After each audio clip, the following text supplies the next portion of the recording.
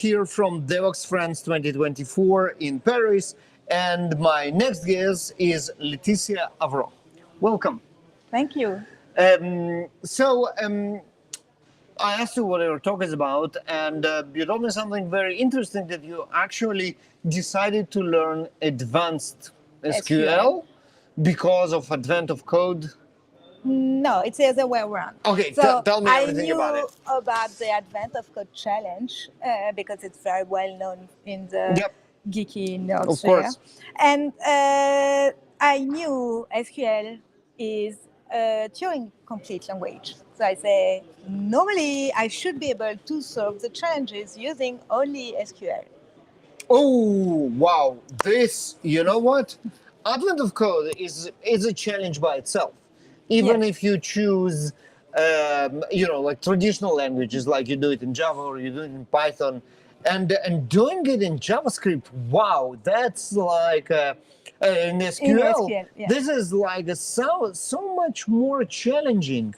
For let's start something for people who don't know, what is Advent of code. So Advent of Code is a challenge that takes place between the 1st and the 25th of December, when we have to solve each day 2 challenges. The second one is unlocked once we have done the first one.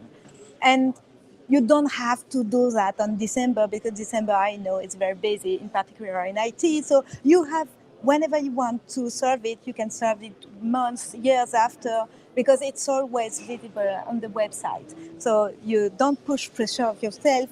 I know that one of the challenges in 2022, it took me 15 days to complete it, because it was kind of creating a Tetris in SQL. That was hard. All right, we'll get to the SQL part in a second, but so it's every day there is 2 new challenges. Yes. And then they measured on The time you take The to time. complete them, and then there's a ranking. The challenges becomes more and more hard, very, very hard at the every end. day. Yeah. The first ones are quite easy. She's 15 now, but she was 14 at the time, did 4, so in Python. So it's available to children too. And if you want to begin a new language, why not trying the first challenges? The next ones won't be so And taxing. from my experience, a lot of people do it. I tried it myself a couple of years ago, and you basically start and it looks easy, and you do it for like the first week, first 10 days, maybe first 2 weeks, and then most of the people just give up because it becomes too hard. And now you kind of took it to extreme, doing it in SQL. Okay. I mean, I'm not surprised that Devoxx wanted your talk. This is fascinating.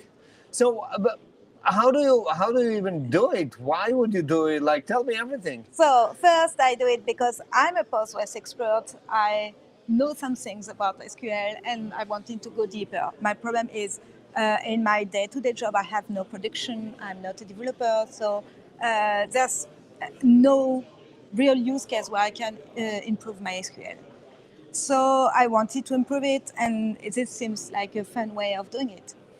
Okay, so but no one thought that someone is going to do it, right? That the authors of the challenge, that I don't think it occurred to them to cater towards something like that. How does it map? Is it even possible? Is it even doable? So from pure theory, it is possible, because SQL is Turing complete. Also, I had several friends in the Postgres communities that were already doing it in SQL. Some different rules. We have some personal rules of how we will solve it. The author of Advent of Code says that we are crazy. He said it on Twitter last year. He said it the year before. But it's all about having fun. So if I didn't manage all the stars in 2022, I managed. I did more than the half of the stars, and I'm still happy with myself, because Oh, absolutely! it was hard. That's a tremendous achievement. So tell me, the ones that you didn't solve, Was it because it was just impossible because it requires, I don't know, like a user interface, or was it like why would you give up? There's no impossible challenge, but there are some that I solved in a way that does not perform that way, that my laptop was running for 3 days and I still hadn't the answer and was not able to make it run faster.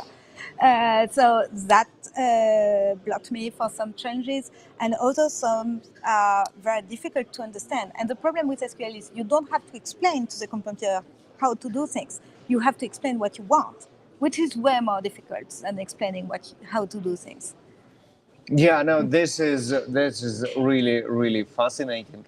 So, is it something that you would recommend for people to get better with SQL, or is it like really extreme for the crazy people among us? So I learned a lot, but I would recommend it first for people who want to have fun. And I said it during my talk. If it's not fun, stop it. You have your free time, use it for something that is fun for you. That's great. I still learned a lot of things that I didn't know, like the filter clause that allows you to filter on an aggregate in standard SQL. I didn't know how to use that. I did a lot of practice with recursive CTEs, commentable expressions, that I know how to use, but as I don't use them on a daily basis, I have to it takes me a lot of thinking to use recursive cities. But a part of that, I really did it because it was fun, not to learn. That was not my first attempt. This is fascinating. This is really like mind blowing. I would have called in SQL. That's something that you don't meet every day. Thank you very much for coming.